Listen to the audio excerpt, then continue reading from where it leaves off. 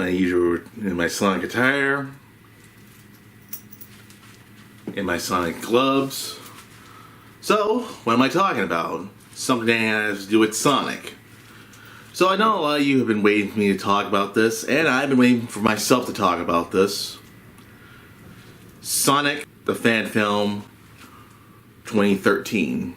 So 2013 Sonic fan film, I know a lot of people have been waiting for me to talk about, since, oh, we know you love Sonic the Hedgehog, even though you talk certain shit about certain weirdo fans who are nutty cuckoo, nutty cuckoo, nutty cuckoo, nutty cuckoo. Yeah, he thought I was going to show Chris Chan's dirty ass underwear. But no, I think I'll go with Goku's first expression. What do I care about seeing your dirty old fanny? But either way, Sonic, well, we all know Sonic has his ups, downs, and, mostly by fans, mostly by critics, and mostly by... But either way, how can I say this? Does the Sonic fan film suck?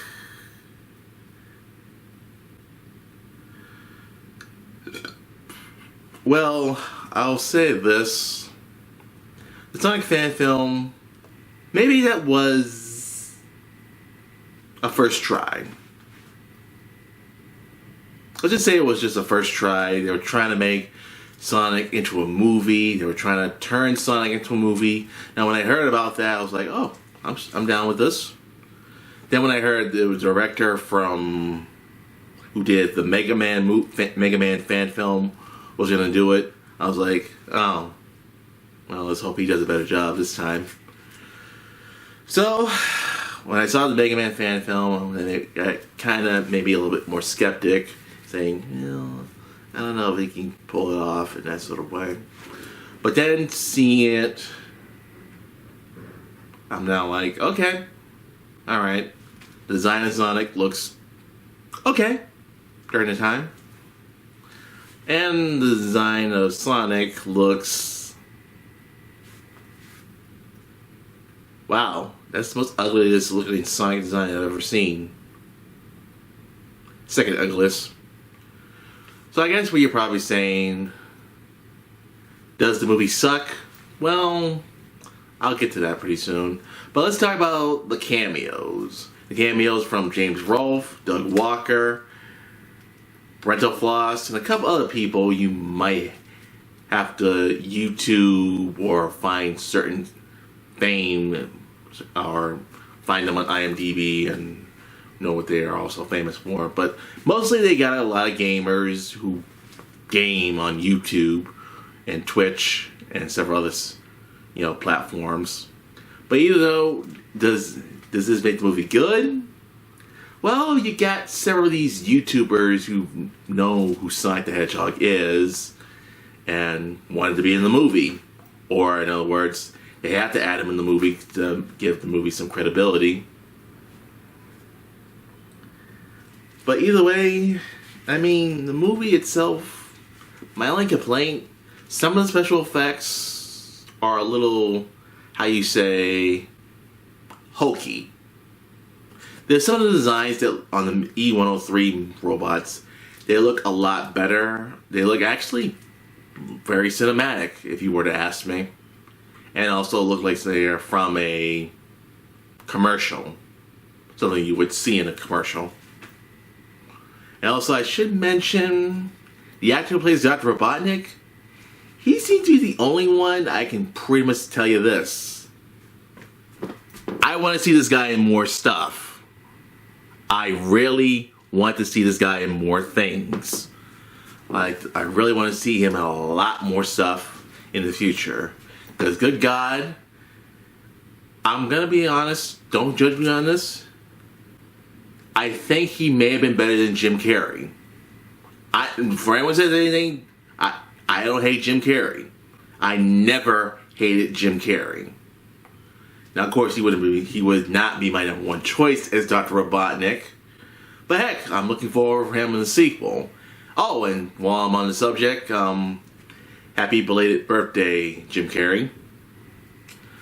Now here's the reason why I think for this design for Dr. Robotnik, they pretty much went for both ways. The Sonic said AM show, the type of tone they wanted to add that, and also giving him the look of the game, and also I think the look for Adventures of Sonic the Hedgehog. Don't worry, I'll talk about that pretty soon in the future. But let me just tell you this. This guy sold it. He sold it in both versions. Having the cartoony look and also being dead, dark, and serious. Now, seeing the first trailer of this character, of Dr. Robotnik, seeing the teaser, really had me sold. I'm thinking, oh, he's going to sound dark. He's going to sound like something out of a freaking nightmare or something like that. Then, actually seeing him, he was good. Yeah. But let's talk about another thing. Jaleel White voicing Sonic the Hedgehog.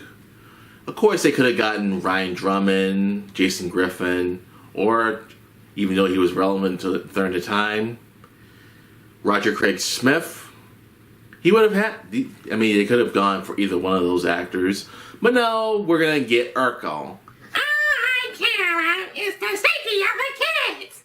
I will be forced to castrate you in front of your peers. Yeah, it's my Urkel impression. Did I do bad? Look what you did. But either way, Jaleel White, during the time, he was Sonic the Hedgehog, and granted, he had a lot more work back in the 90s. But here's the one thing I can pretty much say this. That was the 90s. This is the 2010s era. So is it bad because they got Jaleel White? Well, you gotta get someone who is at least a Sonic actor. But heck, at least they didn't get the Sonic actor who did the anime Sonic film during the time. And don't worry, that's also on my list. But either way, how can I say this? Some of the special effects on Sonic, I think you could have made them a little bit more similar than the way how you did the E102 designs. Or call them the E100 designs in that sort of way. But let me say this. Some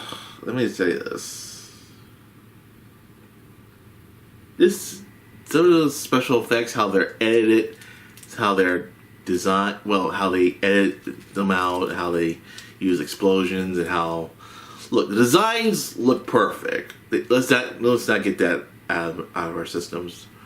But the way how they're edited, kind of crappy. Like, looking like they were edited by a teenager who just learned how to do special effects. Or in other words, groundbreaking test special effects. But let me just tell you, how can I say this? Well, I can tell you this. Maybe this was kind of a first try. Now they say, close but no cigar. So will this be... Well, now, actually watched it the other night. Gonna be honest with you, doesn't hold up today. Let's just say that. It totally doesn't hold up, and it totally does not, hold up if you were to watch it today. You probably might think, was this a video made back in the early year 2000s? Like 2001 or something like that? I don't know. But either way, I can't say it sucks, but I can say it's not great in that sort of way. Now, some of the acting is good. Some of the scenes I did kind of reference in my own movies. The famous The Blue Blur the Blue Blur. Pretty fancy name. The Blue Blur is nice, but you can call me Sonic.